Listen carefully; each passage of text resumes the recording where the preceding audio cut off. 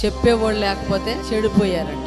ఇక ఎలాగో ఎదుర్కొనేవాళ్ళు లేరు, చెప్పేవాళ్ళు లేడని చెప్పి ఇష్టానుసారంగా బ్రతికే వాళ్ళని ఈ లోకంలో ఎంతో మందిని మనం చూస్తున్నాం. భర్త లేని, అలా అని భర్త లేని వాళ్ళే కాదు, భర్త ఉన్నవాళ్ళు కూడా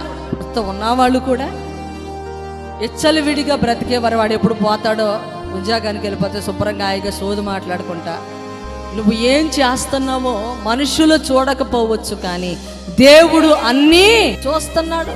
ఒకరోజు నువ్వు చేసిన పాపానికి ఆ పాపం పండినప్పుడు దాని యొక్క ఫలితము నువ్వు అనుభవించవలసి ఉంటుంది.